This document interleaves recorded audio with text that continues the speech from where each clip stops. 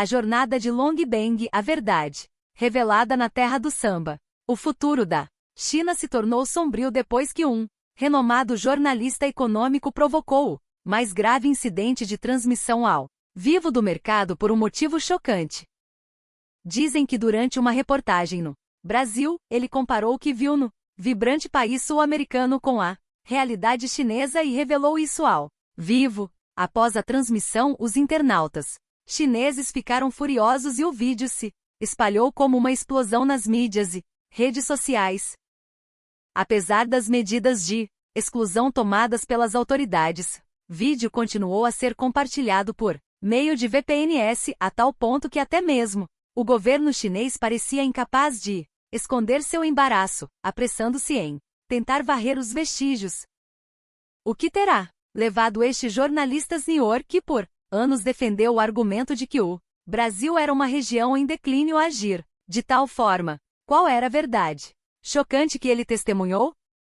Antes de continuarmos, se puderem dedicar um segundo para clicar no botão gostei, isso será uma enorme motivação para continuarmos a criar conteúdo tão interessante. Agora vamos desvendar toda a história deste incidente que abalou o mundo financeiro chinês.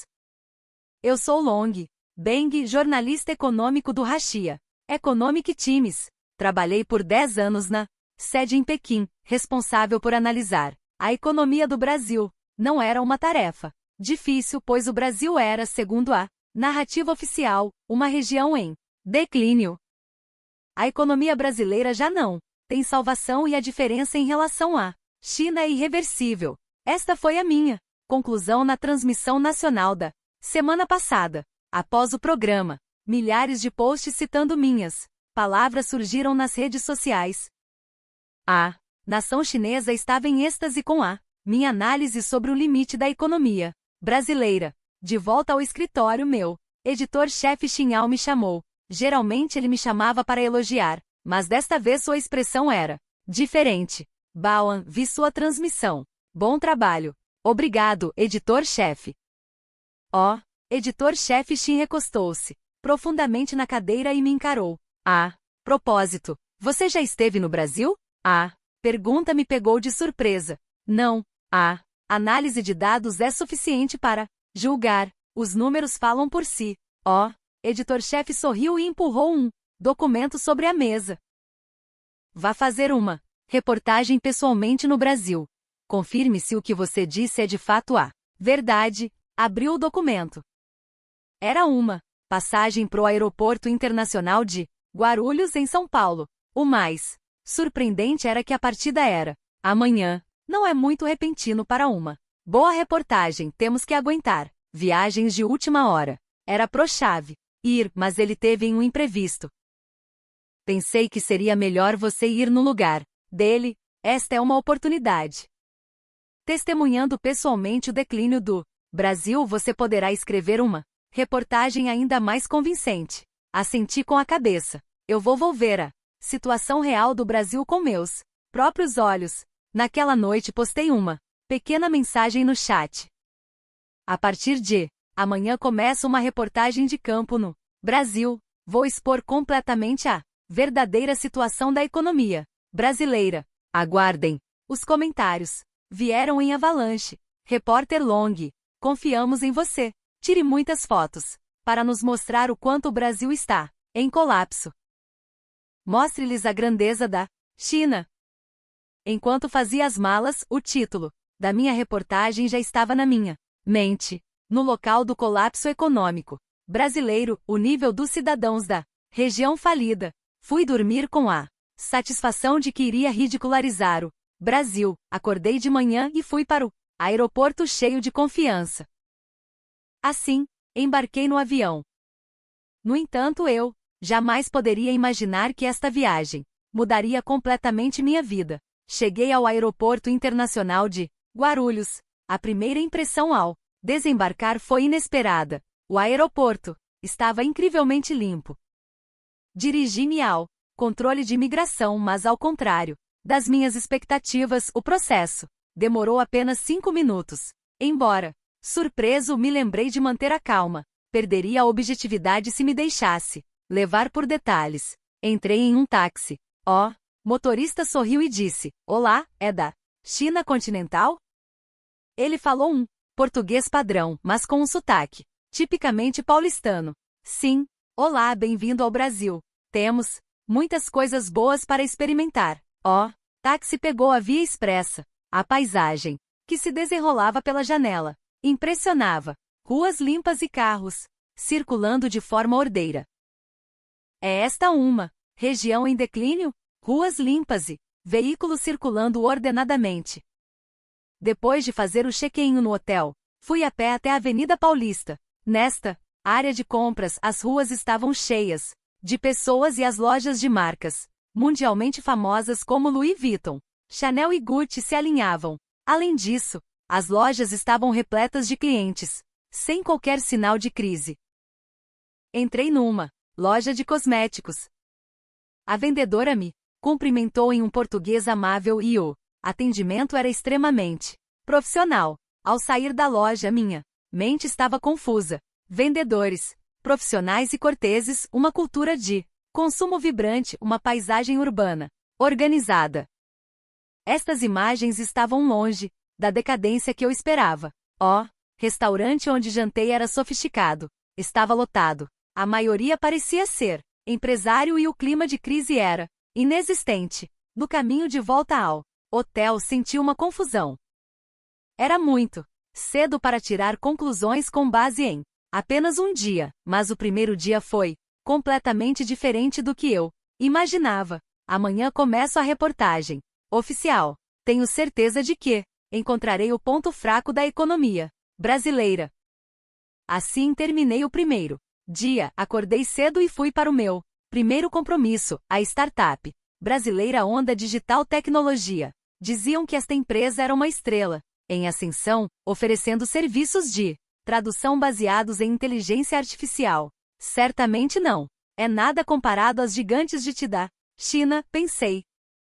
A sede da Onda Digital Tecnologia ficava no 15 grau andar de um edifício corporativo no bairro da Vila Olímpia. Assim que a porta do elevador se abriu, vi jovens funcionários se movimentando agitadamente. O escritório de plano aberto era impressionante. Olá, repórter Long, disse o CEO, Dr. Pedro Teixeira sorrindo. Ao me receber, ele parecia ter cerca de 35 anos. Obrigado pelo seu interesse nas startups brasileiras. Esperamos um dia entrar no mercado chinês. Perguntei com um toque de ironia. Não é difícil para Onda Digital Tecnologia operar sem o apoio do governo? Dr. Pedro riu. Você pensa assim? Desde o início, nosso alvo é o mercado global, não apenas o mercado chinês. Na verdade, 70% da nossa receita vem do exterior. Os dados que ele me mostrou eram surpreendentes.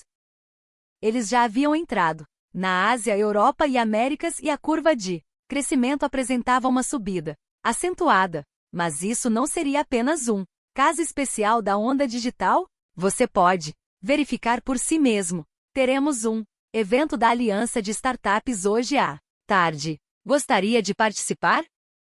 Aceitei a proposta do Dr. Pedro e chegamos ao local. Centenas de startups montaram stands e o surpreendente era que muitas empresas estavam conversando com investidores estrangeiros. Este é um investidor de uma venture capital americana, apresentou o Dr. Pedro. Estrangeiro comentou, o ecossistema de startups brasileiro é muito vibrante. Especialmente as áreas de inteligência artificial e biotecnologia estão no nível de classe mundial. As palavras do investidor americano ecoavam na minha cabeça. Uma avaliação como essa era totalmente diferente da imagem do Brasil que eu conhecia. Após o evento, jantei com o Dr. Pedro e levantei a questão. Francamente, todas as startups brasileiras são bem-sucedidas assim ou hoje só tive sorte de ver empresas de sucesso? O Dr. Pedro respondeu com seriedade, claro que muitas startups falham, mas temos uma cultura de falhar rápido e tentar novamente. E o nosso foco principal é o mercado global desde o início. No caminho de volta ao hotel me senti confuso. A confiança e a Tecnologia das startups que vi hoje não podiam ser explicadas apenas por sorte. Se o Brasil está em colapso, por que há tantas empresas crescendo? Naquela noite, enquanto organizava minhas anotações, hesitei. Apaguei o título original que planejei, O Limite das Startups Brasileiras, e escrevi um novo, As Startups Brasileiras que Abraçam o Mercado Global. Na manhã do terceiro dia, fui ao Instituto de Engenharia de Precisão do Brasil. Com uma mistura de expectativa e nervosismo. Aqui sim, poderei revelar a ilusão da economia brasileira. Pensei nos últimos anos. Escrevi várias reportagens com o título O IEPB fica para trás da Huawei. Ao chegar ao portão principal do Instituto, fui primeiramente chocado pela sua escala. Parecia uma pequena cidade. A Dr. Elisa Santos, que me guiaria, me deu as boas-vindas. Repórter Long, seja bem-vindo. Passaremos metade do dia visitando nossas instalações de pesquisa e inovação. Após passar pela segurança na entrada, recebi uma credencial de visitante adult. Elisa sorriu e acrescentou: fotografias são estritamente proibidas. Temos muitas tecnologias sensíveis aqui. A primeira parada foi a exposição de tecnologia móvel. Estavam expostos diversos dispositivos de ponta, desde smartphones dobráveis até displays enroláveis. Estes são protótipos que ainda não foram lançados no mercado, só devem ser vistos daqui a uns 3 anos. O que a doutora Elisa me mostrou era um dispositivo multidobrável que ia além dos smartphones dobráveis. Sinceramente, fiquei chocado. Era uma tecnologia que eu não tinha visto nem mesmo na China. A Huawei ou a Xiaomi não estão desenvolvendo essa tecnologia também? A doutora Elisa sorriu levemente. Eles estão tentando, mas não conseguiram resolver a questão da durabilidade da tela. Nós já garantimos a tecnologia para que não haja problemas mesmo após mais de 100 mil dobras. Em seguida fomos para o laboratório de semicondutores. Os equipamentos e a tecnologia que vi ali causaram um impacto ainda maior. Esta é a maquete do nosso processo de semicondutores de 3 nanômetros de próxima geração. Atualmente apenas alguns lugares no mundo dominam esta tecnologia. Fiquei sem palavras por um momento. Esta era a tecnologia que a China tentava alcançar há anos. Você sabe por o surgimento dos semicondutores chineses falhou? Perguntou a doutora Elisa. Não consegui responder. A doutora Elisa continua a explicação. A tecnologia não pode ser alcançada em um curto período. Temos mais de 30 anos de especializado.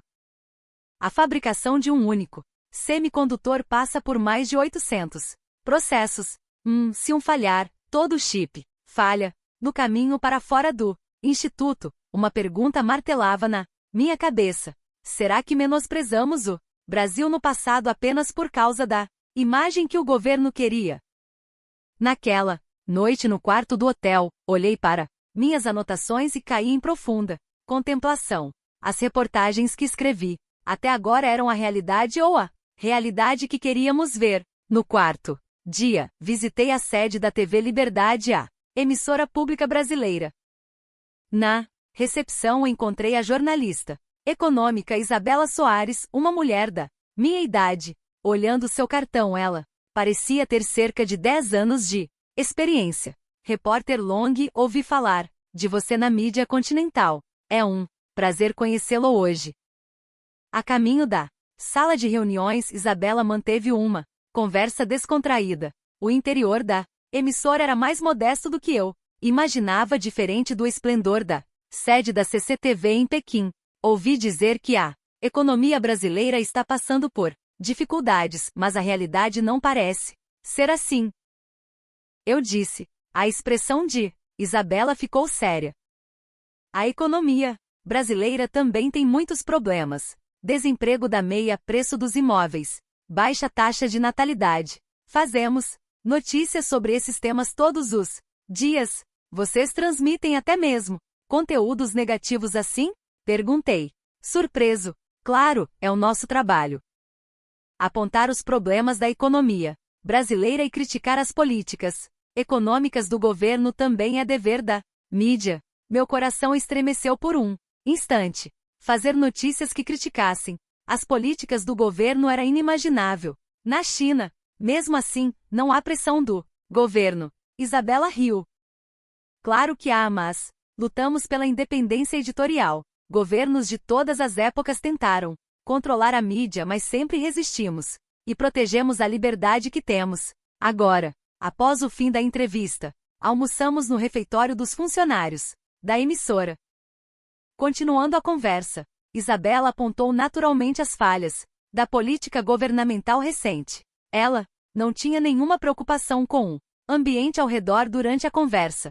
Como é na China? Há liberdade de expressão? Esta pergunta apertou meu peito. Eu não podia responder, honestamente. Nós relatamos de uma forma diferente, priorizando os interesses nacionais. O olhar de Isabela mudou. Ela parecia ter compreendido exatamente o significado oculto na minha resposta. Deve ser difícil como jornalista que busca a verdade. Essa frase me atingiu.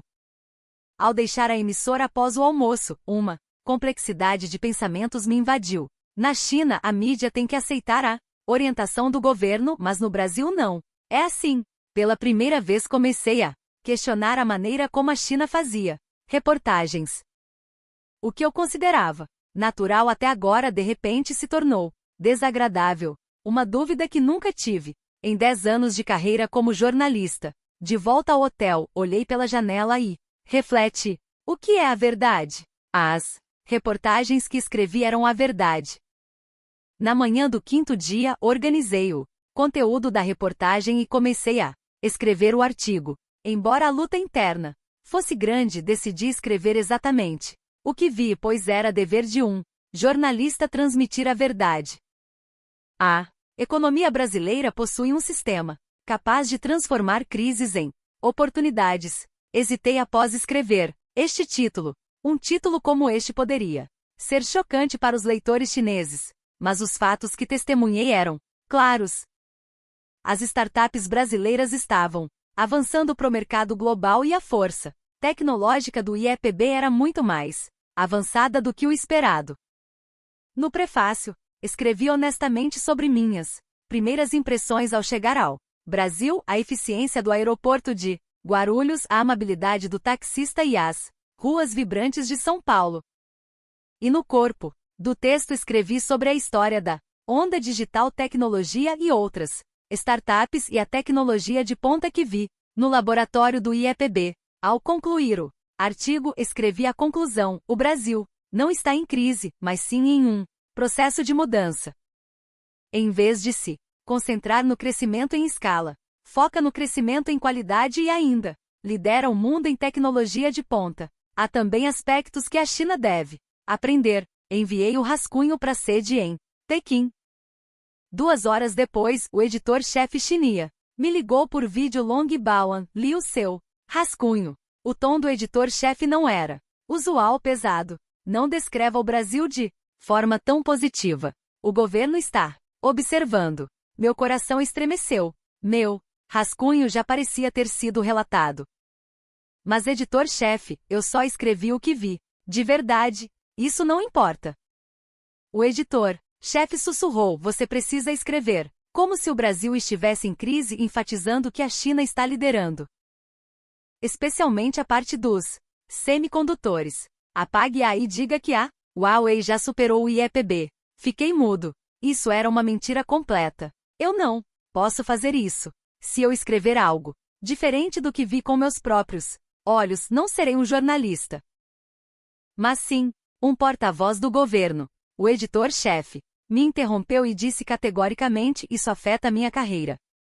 Entregue a versão revisada até esta noite. Caso contrário, outro jornalista revisará em seu nome. A ligação foi encerrada. Sozinho no quarto de hotel, cerrei os punhos. Isso é ser jornalista ou um instrumento de propaganda do governo? Olhei pela janela, mergulhado em pensamentos complexos. Quão próximas da verdade estavam todas as reportagens que escrevi até agora? Aqueles lugares que critiquei estavam realmente em uma situação tão ruim quanto eu descrevi. Eu estava agora em uma encruzilhada de escolha: transmitir a verdade ou seguir o sistema. Passei a noite no quarto do hotel sem dormir. Eu sempre me orgulhei de ser um membro da mídia chinesa e nunca duvidei da veracidade das minhas reportagens, mas agora tudo parecia diferente. Às 3 da manhã, levantei-me da cama e abri meu laptop. Relembrei tudo o que vi no Brasil. Cultura empresarial autônoma, startups como a Onda Digital expandiam seus negócios livremente sem controle governamental. O alvo deles era o mercado global desde o início. Tecnologia em rápida mudança. A tecnologia que vi no laboratório do IEPB era claramente de classe mundial, especialmente o setor de semicondutores, que era difícil para a China alcançar. Liberdade de expressão. Os jornalistas brasileiros podiam criticar as políticas do governo. Eles não temiam a busca pela verdade. Sistema administrativo transparente. Os serviços públicos do Brasil eram eficientes e transparentes. A ordem sentida desde o aeroporto de Guarulhos foi impressionante. O que eu vi não era uma região em declínio, mas sim uma região em desafio. No entanto, o editor-chefe me pediu para negar tudo isso e escrever uma mentira. Se eu não contar isso como realmente é, não sou um jornalista. Olhei pela janela. O amanhecer de São Paulo estava começando. Tomei minha decisão, agir de acordo com a minha consciência. Abri o laptop e escrevi um e-mail. O destinatário era um meio de comunicação independente em Lisboa. Pedi anonimato e escrevi toda a verdade sobre o conteúdo da minha reportagem no Brasil e a tentativa do governo chinês de manipulá-lo. Hesitei antes de apertar o botão enviar. Esta ação terminaria minha carreira e talvez tivesse consequências mais graves. Mas eu apertei o botão. Em seguida enviei uma mensagem ao editor-chefe dizendo que o rascunho atrasaria devido a problemas de saúde. Saí do quarto decidido a aproveitar o último dia em São Paulo. Caminhei no Parque do Ibirapuera, pensando que o que eu acreditava ser verdade até agora talvez fosse uma mentira. Mas a partir de agora serei um jornalista em busca da verdade. Olhando o sol nascer sobre a cidade, senti-me renovado. 3 dias após meu retorno a Pequim, uma reportagem internacional noticiou o vazamento. O título era: Jornalista chinês revela a verdade da economia brasileira, censura do governo e notícias fabricadas. Meu nome estava anônimo, é claro, mas qualquer um que visse o conteúdo detalhado da reportagem poderia adivinhar quem vazou. Na China, a reportagem foi censurada, mas se espalhou rapidamente entre aqueles que usavam VPN. Várias reações surgiram nas redes sociais. Longba foi comprado. Brasil é realmente tão desenvolvido? Obrigado por dizer a verdade. Ao chegar ao trabalho, fui chamado pelo editor-chefe. Meu coração estava apertado, mas abri a porta com calma. E o rascunho? Perguntou o editor-chefe Xin. Desculpe, ainda não consegui terminar devido ao problemas de saúde. O editor-chefe olhou para mim com um olhar penetrante. Reportagem daquele meio internacional. Foi você quem vazou? Ele já sabia. Eu não tinha intenção de negar. Sim, fui eu. Surpreendentemente, o editor-chefe Xi recostou-se na cadeira e suspirou. Por que fez isso? Você sabe o que acontecerá com seu futuro? Agora eu sei o que é verdade. Uma emoção complexa, seja raiva ou compreensão, passou pelos olhos do editor-chefe. Eu não sabia qual. Long, você não pode mais trabalhar no nosso jornal. Foi uma decisão superior. Era de se esperar. Eu entendo. Arrumei minha mesa e deixei a empresa onde trabalhei por 10 anos. De volta para casa, olhei pela janela e pensei sobre o que fazer. Em seguida, trabalhar em outra mídia na China era simplesmente impossível. Naquele momento, um pequeno souvenir que trouxe do Brasil chamou minha atenção. Era o modelo do Cristo Redentor. Segurei-o na mão e pensei, a verdade não desaparece. Um dia mais pessoas saberão. 2 dias depois, recebi um e-mail de um meio de comunicação independente em Hong Kong. Fomos profundamente tocados pela sua coragem.